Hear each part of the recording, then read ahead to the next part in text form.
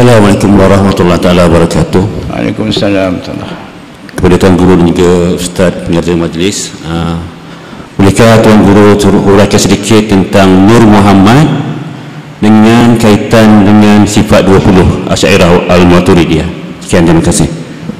Sudah Tuan Guru, Nur Muhammad pula ni. Silakan. Nur Muhammad ni kalau dalam hubungannya kaitkan dengan Ahlussunnah wal Jamaah, kita ada wajah, kita ada fahaman kita. Sebab Nur Muhammad ni dia macam-macam versi. Kalau versi yang dipaham oleh golongan yang kata golongan yang kita bincangkan tadi, golongan hakikat makrifat, dia lain faham dia. Batiniyah mereka lain. Bagi mereka tu wahdatul terwujud lah. Tapi kalau sekadar Ahlussunnah wal Jamaah Asy'ariyah Maturidiyah ni memahamkan Nur Muhammad tu awalul khalqi tu tak ada masalah, boleh. Kalau dalam kitab kita dipanggil dia ada satu perbincangan tentang, dia kata waktul imkan. Ada tu kan. Waktu imkan tu kan maksudnya sempadan di antara Adamul khalqi, Adamul khalqi, tak ada makhluk. Waktu azali tu. Waktu azali tu. Kan? Dengan yang wujudul khalqi kan. Permulaan penciptaan. Permulaan ciptaan. Jadi batas sempadannya Nur Muhammad lah. Awalul khalqi, awalul khalqi nuru nabiyyika ya Jabir. Itu asal hadis yang dipertikaikan. Tapi kita ada Ahlussunnah wal Jamaah, masalah hadis tu soal kedua sebenarnya. Hadis tu ialah kita terima hadis tu maudhu' dan sebagainya, tetapi sudut makna dia sahih. Tapi golongan Wahabi ni dia tak terima konsep kata sahih pada fil makna, walau sekalipun maudhu' pada riwayat.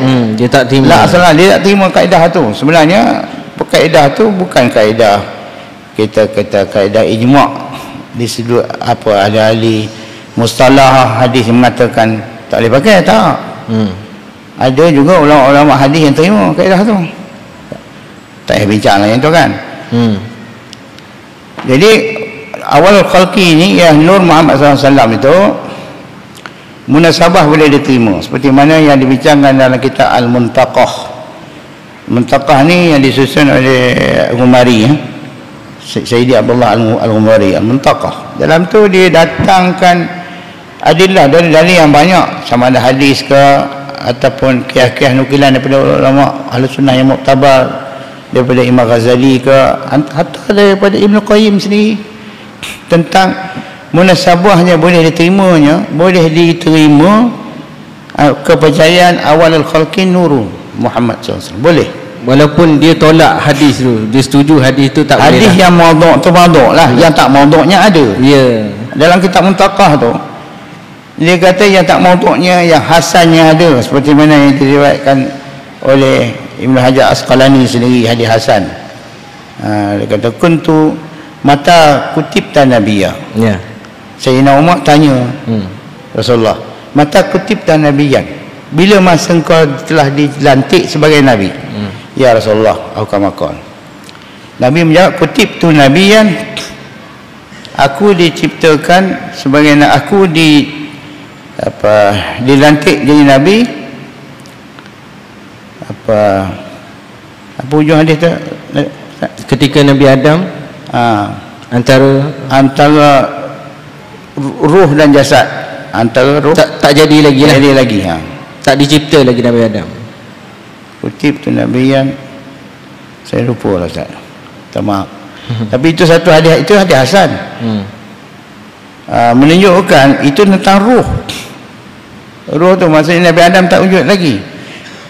Kemudian ciptaan ruh ni lebih awal daripada ciptaan-ciptaan yang dulu. Banyak hadis-hadis yang sahih, hadis dalam hadis riwayat Muslim ada daripada Siti Aisyah.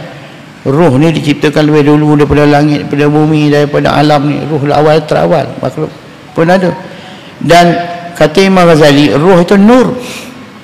Ibn Taymiyah pun, Ibn Qayyim setuju, ruh pun juga nur. Yang kata ruh tu nur. Maka kalau kata nur Nabi Muhammad, ruh Nabi Muhammad SAW, apa masalah dengan akidah ni? Okey, kita tak nak pakai hadis tu kerana maudhu', tapi lafaz dia sama dengan hadis-hadis yang hasan ini. Wal hasan hujjatun indana. Yang hasan itu hujjah, dalil. Kita tak boleh tolak hadis hasan. Kata tu Ustaz. Jadi ada, kalau kata apa hubungannya dengan Asy'ariyah, itulah lebih kurang. Sebab tu kita jumpa dalam kitab-kitab ulama-ulama kita Melayu ke Arab ke, mereka tak rigid sangat dengan Nur Muhammad ni.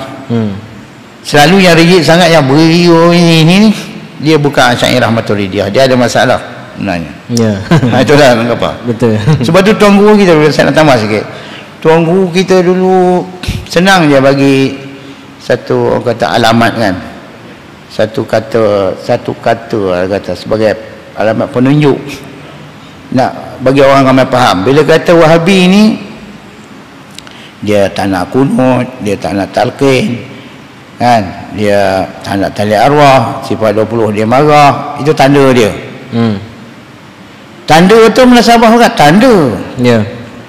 Kita pun faham apa nak bincang tentang benda sunat kan. Tapi sebenarnya siapa yang pertikaikan itu? Mempertikaikan benda sunat tu, yang marah benda siapa? Kumpulannya sama. Wahabi juga. Kalau kita ada, kita marah. Nak buat tak benda sunat. Itu juga apa tentang talqin samalah. Jadi tanda-tanda ni yang tuan guru kita bagi tahu, kalau nak kenal Wahabi, kalau orang tu rigid sangat dengan tahlil ni kan, keluar arwah ni dia bising sangat tu, dia ada masalah. Tuan guru kita cakap begitu je. Kita pun faham keluar arwah tu bukannya wajib. Tak siapa pun kata wajibnya, tapi yang dia bising tu pasal tunjuk dia ada masalah. Dia memang fahaman macam itu. Kalau di sudut tanda ni, kalau dalam kitab-kitab akidah kita pun ada isyaratkan oleh ulama-ulama kita, seperti dalam Fiqhul Akbar. Fiqhul Akbar tu disebut tanda-tanda ahlul bid'ah dan tanda-tanda ahli sunnah. Tanda ahli sunnah ni ada sembahyang tarawih. Dia bukan kata orang sembahyang tarawih mesti ahli sunnah, kan itu tanda. Negeri yang kalau kini dia tak ada sembahyang tarawih langsung Syiah. Dia ahli bid'ah kan. Tu tanda tak apa, imarah boleh. Jadi ulama kita betul-betul ahli sunnah wal jamaah, Asy'ariyah Maturidiyah sebenarnya, sejati ulama Melayu kita. Dia ikut semua apa yang ada dalam ajaran yang dalam kitab-kitab mereka itu. Cuma dia tak sebut jalan macam tadi, kembali pada asal lah. Tak sebut Asy'ariyah Maturidiyah, sebut sifat 20. Sebagai senang nak faham, memudahkan tu. Sekadar tu lah. Alhamdulillah.